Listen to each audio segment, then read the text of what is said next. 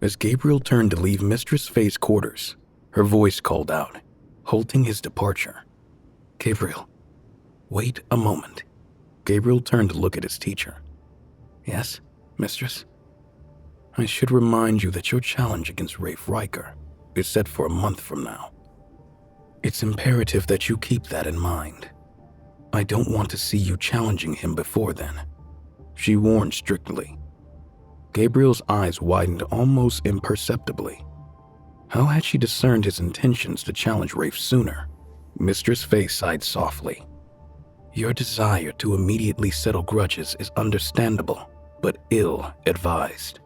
You are not yet invincible within the Academy walls. Openly flouting the rules would turn the powers above against you." Gabriel remained silent, conceding her point. As satisfying as vengeance would feel, he currently lacked the strength to oppose the Academy elders directly. Mistress Faye smiled gently. "Patience, Gabriel.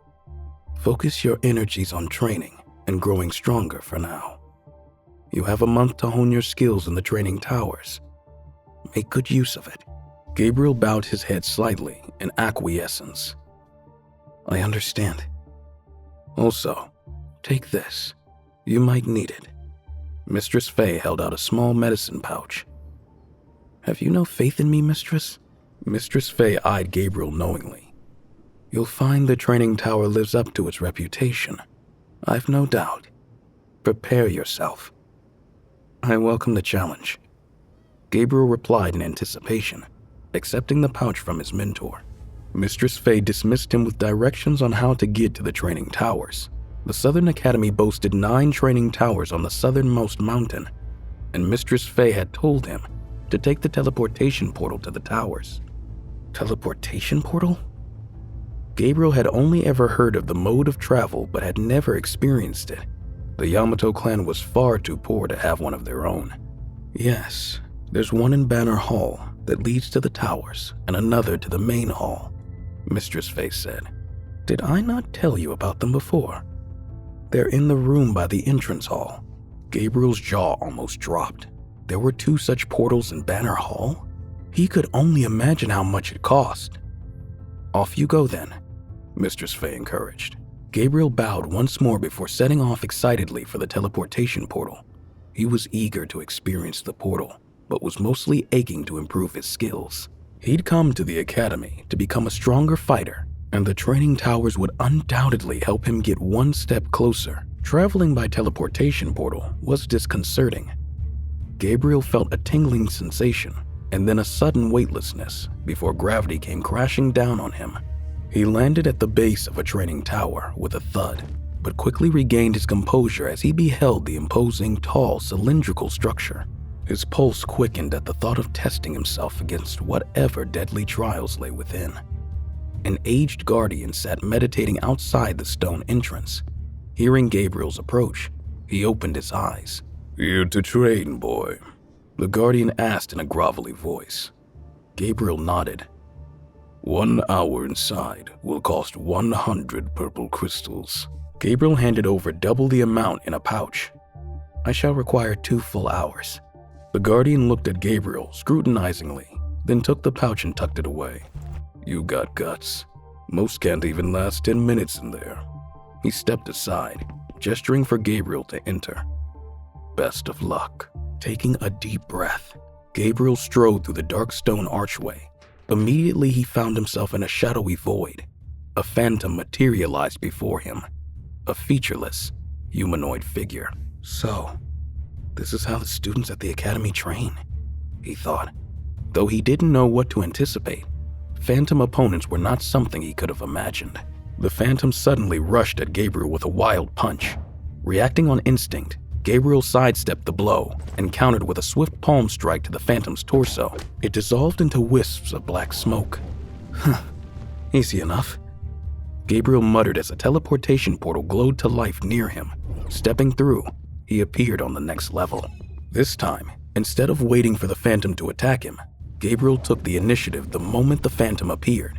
He charged forward toward the phantom and punched it hard in the chest, blasting it backward. The phantom dissipated with a poof. The next few levels proceeded similarly. Gabriel dispatched them efficiently, testing out different techniques. By level 5, the Phantoms had gained more abilities to challenge him. Armed with staffs and knives, their attacks came faster and more skillfully. Gabriel relished the chance to improve his combat skills. He diligently analyzed each Phantom, identifying weaknesses for him to exploit. While they lasted longer now, he still finished them decisively. Teleporting to level 7, Gabriel was shocked to find a Phantom with a sword. It loomed silent and unmoving at the far end of the room. Sword wielders were unusual, so Gabriel didn't expect the academy to train their students against them. Before he could form a plan of action, the Phantom began to multiply itself. In the next moment, dozens of Phantoms appeared around him, surrounding him. He was just about to move when he felt a sword pierce through his shoulder. "Ugh!" He exclaimed in pain and shock. Forcing himself to come to his senses, he retreated backward only to find his body littered with tiny sword cuts. This Phantom was on a whole other level. Changing tactics, Gabriel focused solely on evasion, twisting and diving desperately to avoid the Phantom's unrelenting strikes. Fear struck him as he realized the severity of the situation. This Phantom had the very real ability to kill him. Mistress Faye's words echoed in his head. "You'll find the training tower lives up to its reputation." Gabriel cursed inwardly. He should have taken her warning more seriously, but he wasn't going to give up, even if it took him days and innumerable crystals. As the hours wore on, Gabriel gradually adjusted to the Phantom's terrifying speed through repeated exposure, his reactions becoming more instinctive. The number of nicks he received from the Phantom's sword decreased as he started predicting its movements. Finally, on the third day of being subject to the Phantom's incessant attacks, Gabriel found an opportunity to put an end to the trial. When the Phantom overcommitted on a strike toward Gabriel's face, he seized the tiny opening to charge forward under the blade and deliver a powerful punch to its abdomen. The Phantom dissipated under the force of Gabriel's blow. Gabriel let out a sigh of relief, collapsing onto the ground in exhaustion. Blood from innumerable nicks soaked his robes entirely red. He allowed himself a few moments to recover from the grueling ordeal before settling cross-legged and pulling out Mistress Faye's medicine pouch to tend to his many injuries. Even in the many border skirmishes and fights he'd been, he'd never encountered such a challenging opponent. The Phantom's sword moves were strong and decisive, but more than that, it moved with incredible speed. After about an hour of focused circulation and meditation, Gabriel felt his injuries gradually knitting closed. He changed into a fresh set of robes before stepping towards the glowing teleportation portal that would take him to the 8th level. He steeled himself mentally, certain this next trial would prove even more perilous than the last. But along with a healthy sense of caution, he felt the eager thrill of testing his limits.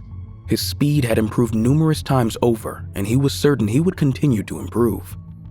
Stepping into the portal, Gabriel arrived in an endless void. He scanned the empty, quiet space. The hairs on the back of his neck prickled. Suddenly, a Phantom wielding a blade materialized before him. Gabriel's expression grew wary as his muscles tensed instinctively. In the next instant, the Phantom slashed its sword in a blindingly swift motion. A streak of dazzling light shot through the air towards Gabriel. Seeing the attack, Gabriel's eyes widened in shocked realization. This Phantom could utilize the sword spirit technique, projecting the essence of its blade as a ranged attack. Though he too wielded a sword, Gabriel could only emit raw sword aura, which made the efficacy of one sword attack stronger. This Phantom's abilities had ascended to an entirely higher level of mastery. There was no doubt in Gabriel's mind that the speed of this level 8 Phantom would easily outstrip the previous Phantom by several dozen times. Gabriel desperately dodged the sword spirit, gasping when he realized he was moments away from being bisected on the spot. Knowing that he stood no chance against the sword spirit, he began to once again evade and dodge the Phantom's attacks. Using his newfound speed from the previous level, still, even with his speed, he barely avoided the fatal attacks that came at him. As the Phantom closed in on him and intensified its attacks, Gabriel cast aside all restraint. He called for Skypiercer, the sword manifesting in his grip.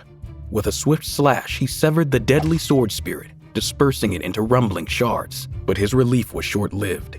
In the distance, the Phantom sword abruptly tore free from its wielder's grasp.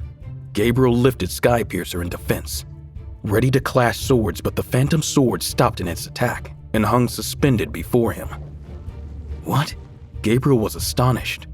The phantom in the distance also seemed shocked by this development.